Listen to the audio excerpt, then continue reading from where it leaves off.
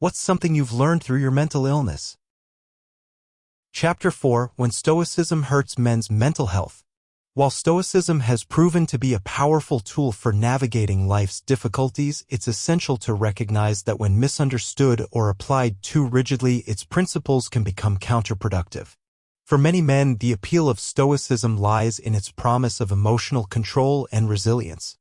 However, without balance and emotional literacy, Stoicism can unintentionally reinforce harmful patterns of emotional suppression and isolation. Just as any philosophy or tool can be misused, so too can Stoicism. When it becomes a mask rather than a mirror, something used to hide from emotional pain instead of facing it, it stops serving men's mental health and starts working against it. 1. Overemphasis on emotional detachment. One of the core tenets of Stoicism is the idea of emotional detachment, remaining calm and unshaken in the face of adversity. While this can be incredibly useful in maintaining perspective, it can also lead men to suppress their emotions instead of processing them. The danger lies in misinterpreting detachment as dismissal. When men strive to be above their emotions all the time, they can begin to avoid feelings altogether. What was meant to be a practice of managing emotional responses becomes a habit of emotional denial. Over time, this avoidance can result in unresolved grief, unspoken anger, and buried sadness, all of which can manifest as stress, burnout, or depression. Example: a man dealing with a breakup may try to suppress his pain by telling himself it's not worth crying over or that he must remain unaffected. Rather than processing the hurt, he buries it under layers of philosophical rationalization, prolonging the emotional healing process. True Stoicism doesn't mean pretending not to feel, it means choosing not to be controlled by what you feel. The distinction is subtle but crucial. 2. The risk of emotional numbness. When emotional detachment is taken too far, it can lead to emotional numbness. This is not calmness or peace, it's a disconnect from one's inner world. Emotional numbness makes it difficult to identify what one is feeling, to connect with others, and to find joy or fulfillment in everyday life. For men already socialized to hide vulnerability, Stoicism can sometimes feel like a perfect justification to continue disengaging emotionally. The danger here is that it reinforces the message that emotions are obstacles rather than signals, signposts pointing to unmet needs, personal boundaries, or deep values. Example: a father might believe that staying stoic in front of his children means hiding any fear or sadness he feels. Over time, this constant emotional filtering creates distance between him and his children, who may interpret his calm exterior as coldness or disinterest. Emotions are not enemies. They're information. Numbness robs men of that information and, in doing so, damages not only their self-awareness but also their capacity for intimacy and connection. 3. Unrealistic expectations of strength.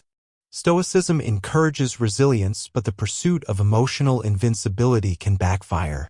In striving to embody the ideal Stoic, always composed, always rational, many men hold themselves to an impossibly high standard. This pressure can make them feel ashamed or broken when they inevitably encounter emotional overwhelm. Grief, anxiety, heartbreak, and fear are not failures of character. They are human experiences.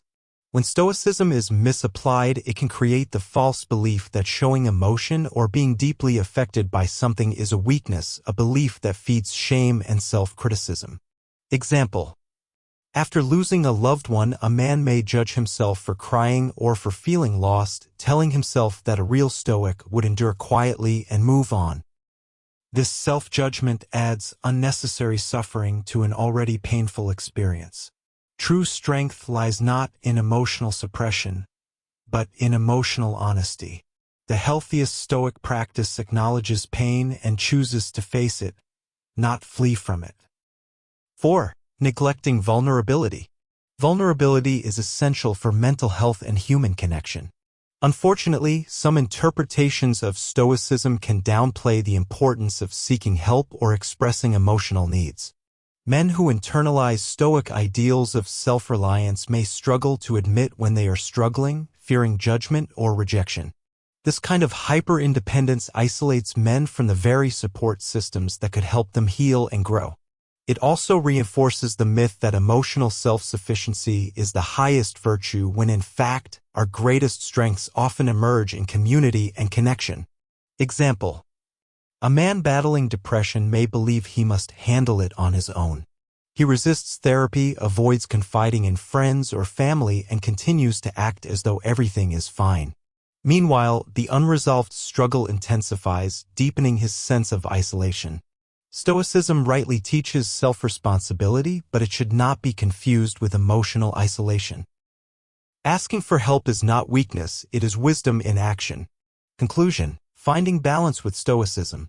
The key to integrating Stoicism into a mentally healthy life lies in balance. When Stoicism becomes a tool for emotional awareness, it can be transformative. When it becomes a shield to hide behind, it can be harmful.